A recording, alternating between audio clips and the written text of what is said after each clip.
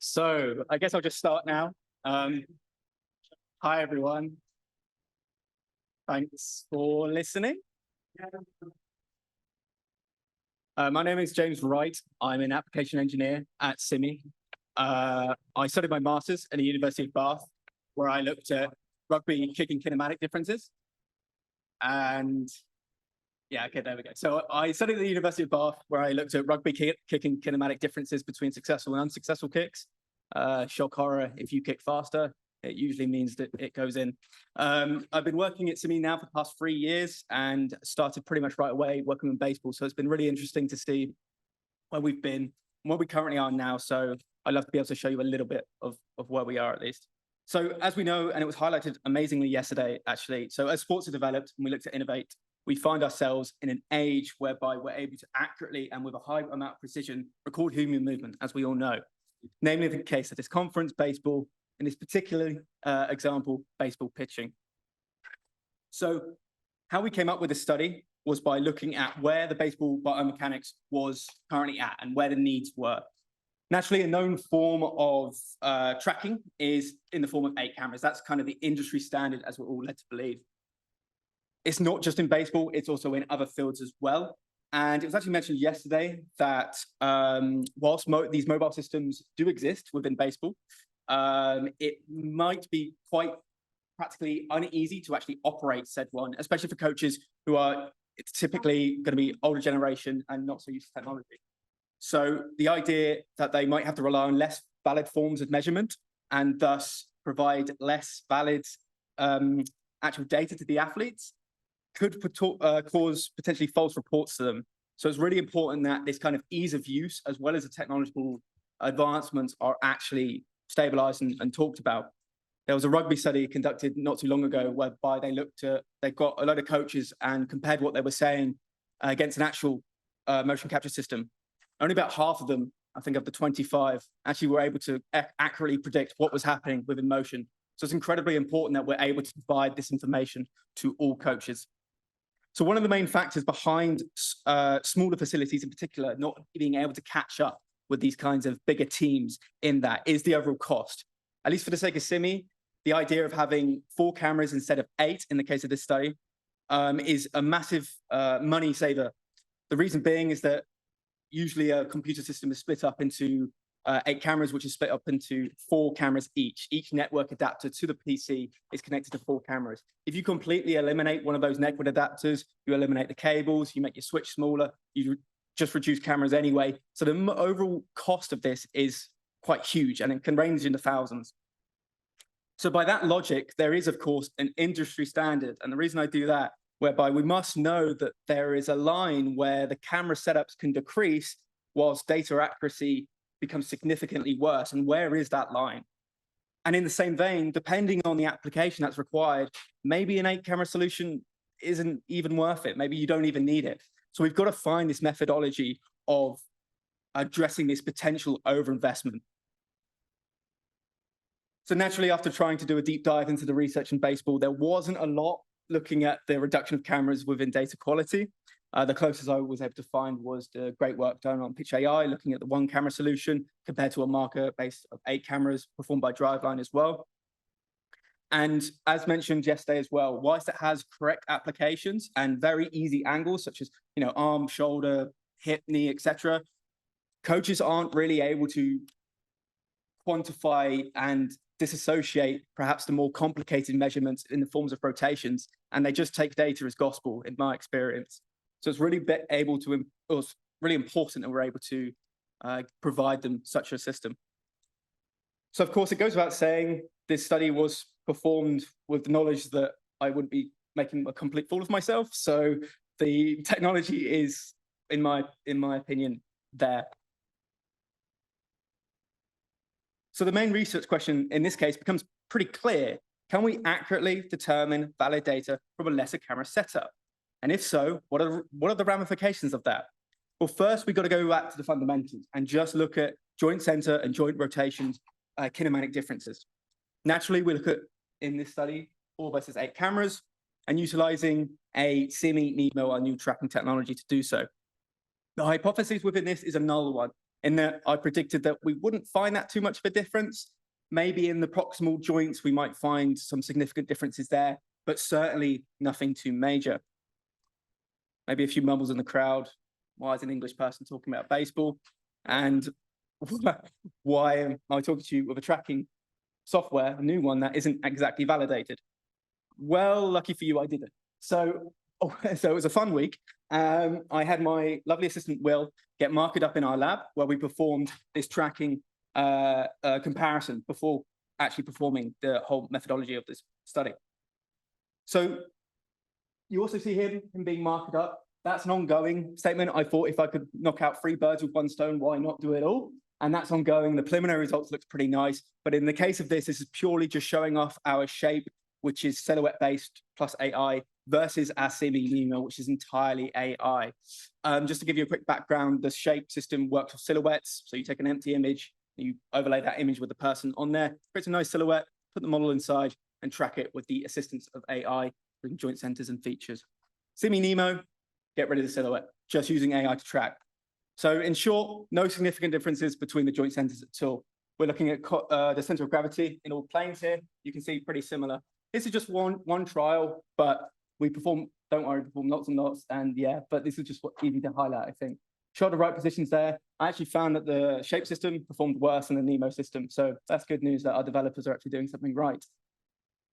And the elbow right here as well. So to the methodology of the actual study involved. Oh, it works. That's good. It didn't work earlier. We had one participant throwing 10 pitches each with a 3/4 release angle throwing fastballs. Naturally, we use this 8:4 camera, and we use this new tracking technology, nothing I haven't already spoken about. The main thing here I really want to talk about, and if there's nothing you get from this presentation, other than my nice accent, is the calibration differences.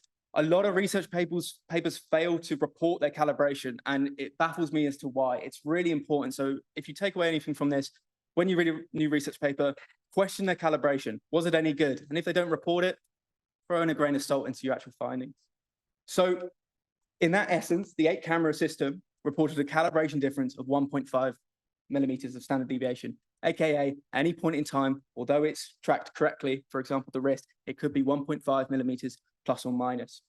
We take away 4 cameras, those differences obviously get bigger. In this case, it was in the X direction of 4 millimeters and in the Z direction of 3 millimeters. I calibrated using an LED wand and L frame. Don't know if you ever saw one, looks like I'm fighting ghosts. And then the positive Y was obviously the throwing direction. I kept it at 400 Hertz using a resolution of around 1000 by 760.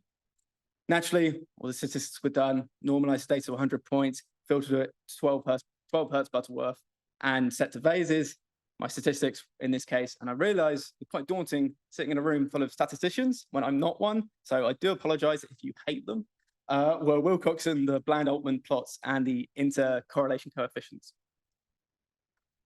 So the overall setup, this is what the 8-camera looked like, us surrounding the mound. We did it in a local place in Haar, which is in Munich.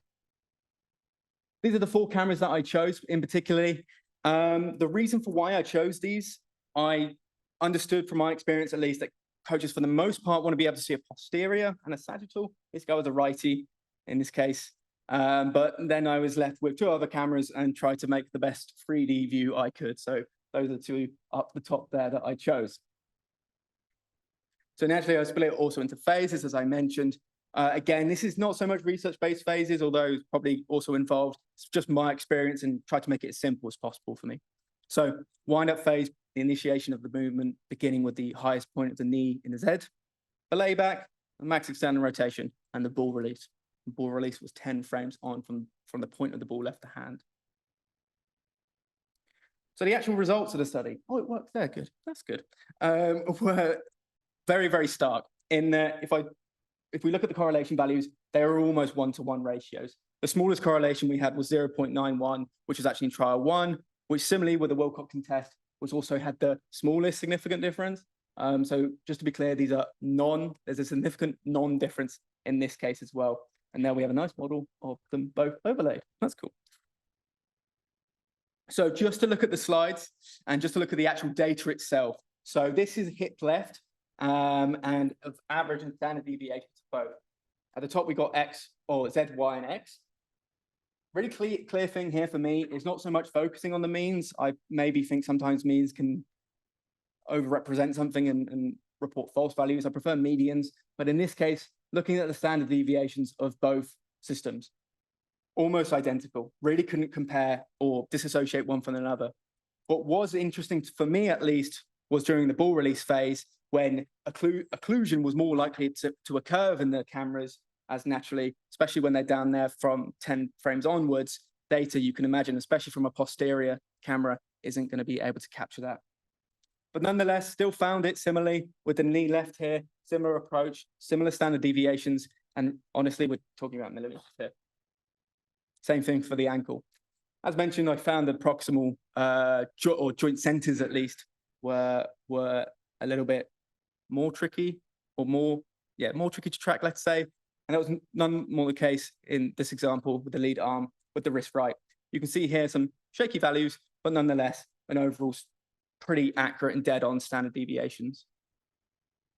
Same thing for the elbow, and I bet you can guess what's come next, the shoulder.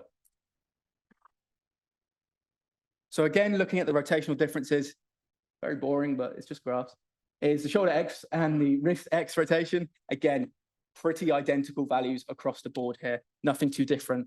The biggest difference I noticed, at least, was again in that ball release phase, especially with a proximal joint when you're looking at a rotation. And just be clear, these aren't rotation values, i.e. it's not the flexion extension, etc. It's the displacement of that rotation in space as the Euler angle. So the Bland-Altman plots, again, we split these up into phases. So this is the wind-up and the layback phase. This is the center of gravity in the y direction. And we've plotted these confidence intervals too. Extremely, extremely similar across all boards. And we're really, really here talking about millimeters of difference. Same thing with ball release and max ER as well. So enough boring graphs. Main research question, our null hypothesis. Was there no significant difference between 4 and 8 cameras? I'd say so, looking at the data, looking at the stats. Secondary research question. If that's the case, then why can't every single team practitioner use 4 cameras? Well, that's a bit more tricky, as we know. This was just done on 1 participant. This was just done on 10 pictures. So far, the data looks really, really promising, but to roll it out would be, I think, an injustice of data. So, yeah, as I said, works in a real world environment, but we need that more data. We need more environments to be tested. We need more lefty righties tested. We need more different pitch types tested.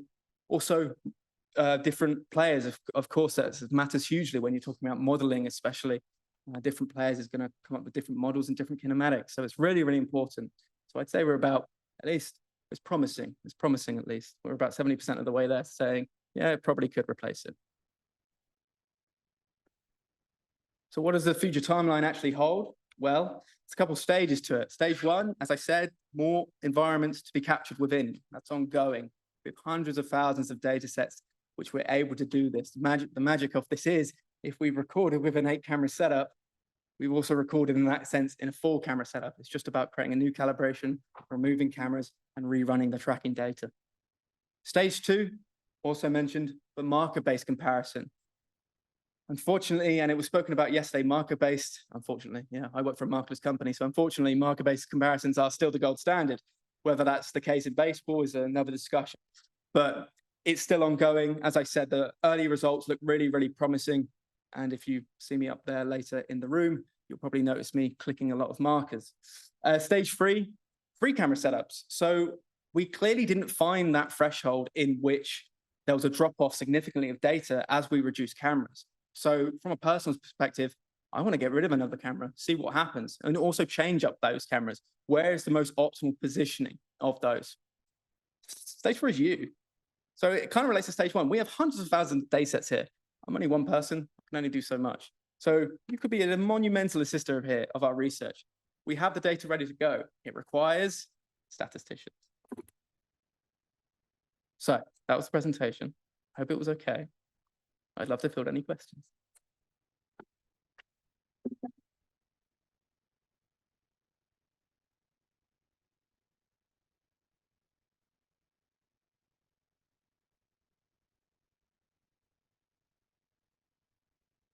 Okay, so I'm not like I don't have any experience in like biomechanics or anything like that, but how sensitive are the biomechanic models to noise in this, like in these tracking data? Like how noisy, how inaccurate can this get and still be useful?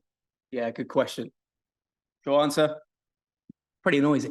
Pretty noisy, right? Especially if you're reducing these cameras, the noise just gets bigger and bigger and bigger. So the ability to obviously use these filters, in this case, 12 hertz, is a pretty strong filter, right? But to be able to use that and compare it is really, really important. So yeah, from my experience, at least looking at least 8 camera data, it's not too bad. It could be used as sparingly. It could be used as just raw data is good enough for an assessment. But as I said, if we start removing these cameras, the data, as you said, gets noisier and noisier. So it's really important that these people are identifiable, or that is identifiable, and we put in place algorithms to be able to automatically get rid of that. Usually right now, we set it through a tracking process and it's already filtered by the time you see the data. But absolutely, it depends on the filter, depends on how many cameras you got, depends on all of that.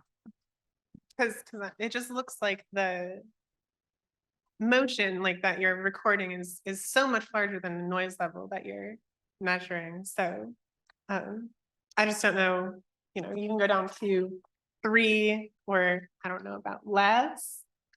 Maybe. Some AI Could stuff, be 2. maybe. Could be 2. Could be 1. No. No, that'd be ridiculous. I just don't know if that's going to or how sensitive the biomechanic models are that are going to use this data. Yeah, definitely. And I think that also comes in the form of knowing what is good, like how good or should we be aiming for. That only comes in the form of further validation stuff. So that needs to happen first and needs to be completed first. So we're fully aware of what we need to get to, and then we can look at that increase of noise. Is it just noise, or is it actually still recording the data? Something to be determined once we've completed all this validation work, definitely. But brilliant question.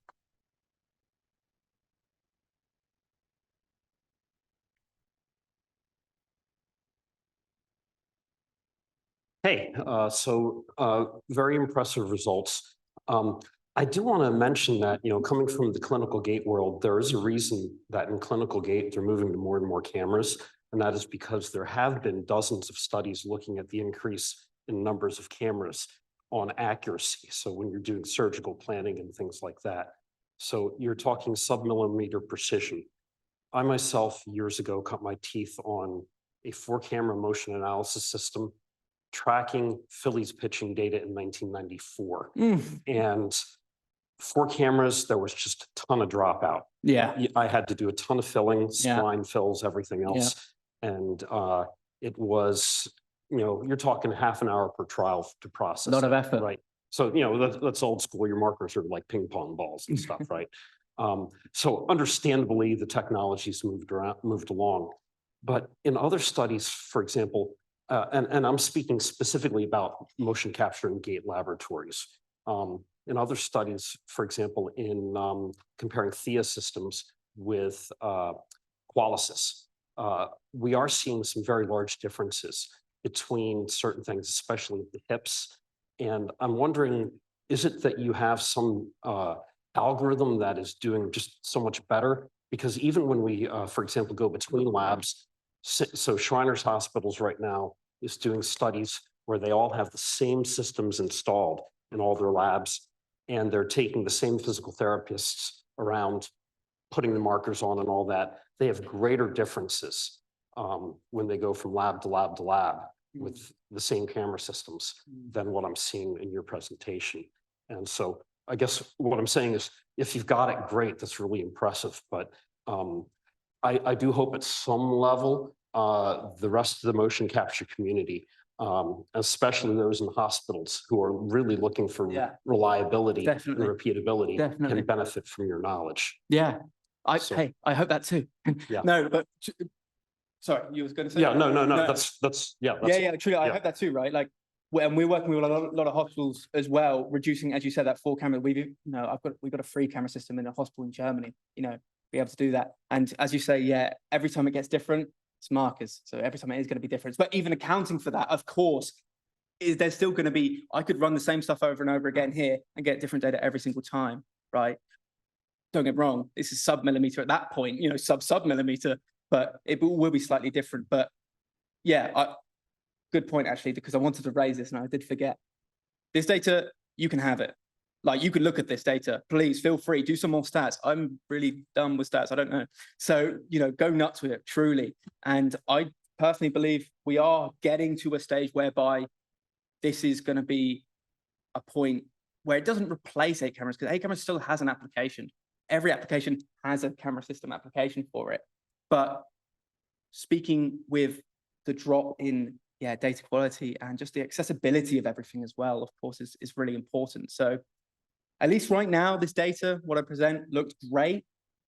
Maybe we go outside, we do it right there, it won't look so great. So still loads to be done. That's why I'm offering that help. That's the long. Yeah, it's some long nights.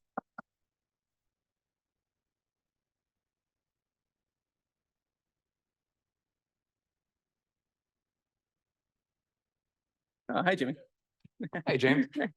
Nice job. I'm curious, I don't know if you saw the panel that we did yesterday, but one of the things I'm really interested in is understanding the standards for things like filtering. I'm curious what the reasoning behind choosing that 12 hertz filter was. Truly, I read some research and I chose a 12 hertz filter. There wasn't, don't get me wrong, there was no, this is why I chose this filter. It was just based on my experience. That's what I usually do when I'm working with other data, is a 12 hertz filter. Could use a different filter. We could look at that data as well, but there was no real backing for that or understanding for that. I just do it because I know that's quite a standardized filter for Start Butterworth, but also just a frequency. So yeah, it's a good question. I should have done, and I implore anyone who grabs data further to do that. But certainly for myself, it was just a filter I chose. Yeah, there's we could talk after. I got some recommendations. Great.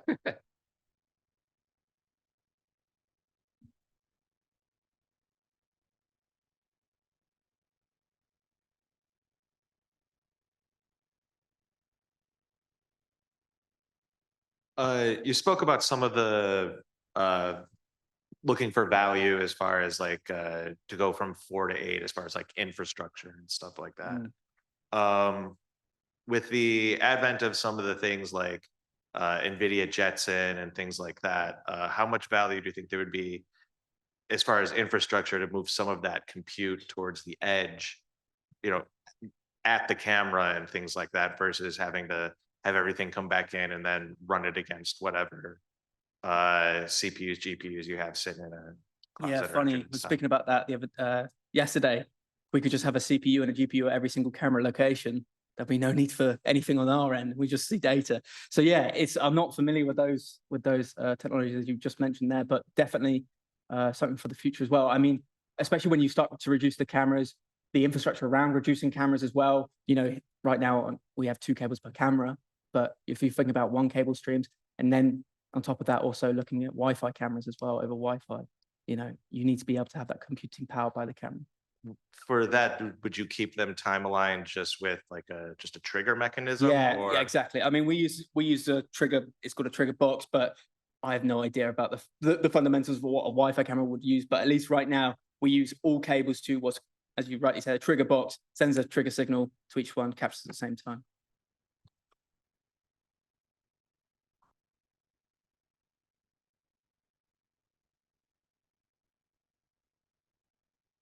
Thanks, everyone.